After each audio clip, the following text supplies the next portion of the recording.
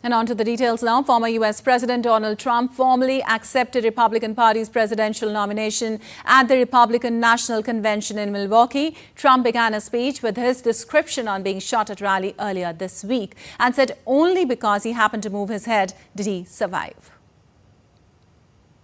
When I heard a loud whizzing sound and felt something hit me really, really hard on my right ear, I said to myself, wow, what was that?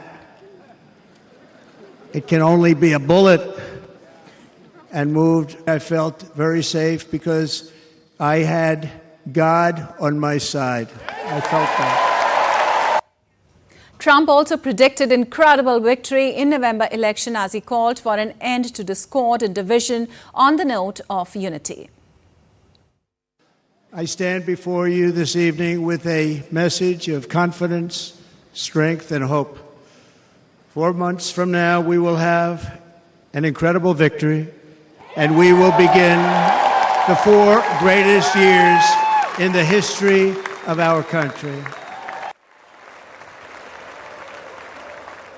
The helmet and jacket of the firefighter who died at the rally was displayed to the side behind him on the stage. Trump went on to kiss the helmet of Corey Corumpetor, and a moment of silence was also observed in his honor.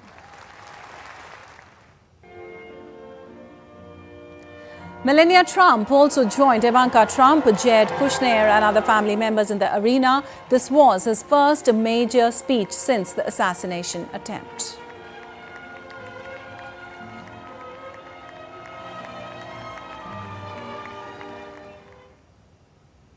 And Donald Trump focused on most election campaign topics in his speech at the RNC, reminding the gathering that during his tenure, everything from security of the nation to its economy.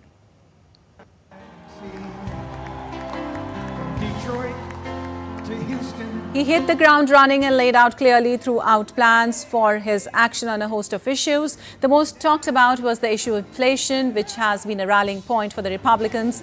Trump promised action on day one if he makes it to the White House. And starting on day one, we will drive down prices and make America affordable again. People can't live like this. Under this administration, our current administration, groceries are up 57%, gasoline is up 60 and 70%, mortgage rates have quadrupled. Republicans have a plan to bring down prices and bring them down very, very rapidly.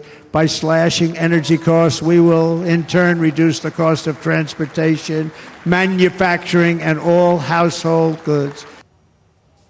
While Trump also touched upon the issue of illegal immigrants, calling them invaders.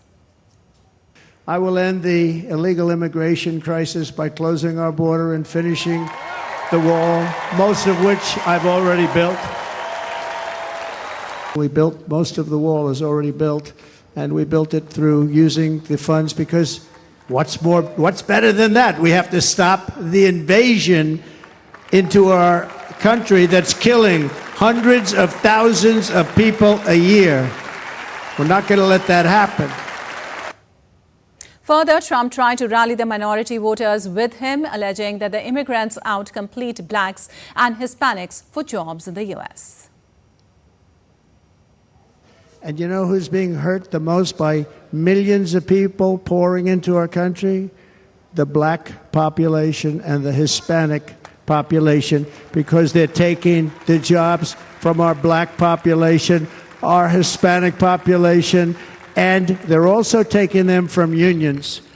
The unions are suffering because of it. True to his word earlier, Trump refrained from direct hits at the U.S. President Joe Biden, naming his just once, but hitting out at his policies for the last 4 years. If you took the 10 worst presidents in the history of the United States, think of it, the 10 worst, added them up, they will not have done the damage that Biden has done.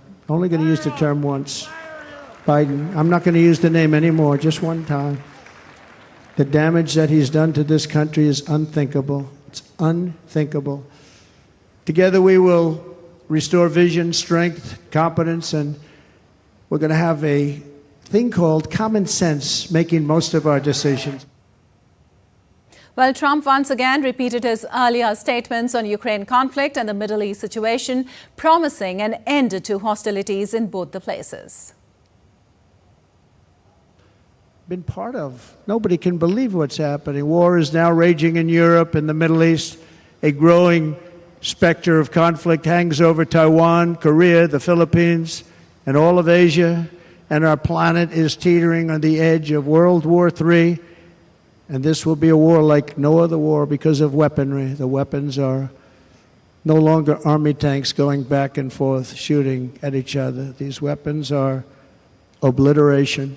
It's time for a change. This administration can't come close to solving the problems. We're dealing with very tough, very fierce people. They're fierce people. Well, Trump also went on a rhetoric to say that he will go to any length and not allow any circumvention by Chinese companies to send electric vehicles in the U.S. I will end the electric vehicle mandate on day one, thereby saving the U.S. auto industry from complete obliteration, which is happening right now, and saving U.S. customers thousands and thousands of dollars per car. And right now, as we speak, large factories, just started, are being built across the border in Mexico. So with all the other things happening on our border, and they're being built by China to make cars and to sell them into our country. No tax, no anything. We're going to bring back car manufacturing, and we're going to bring it back fast.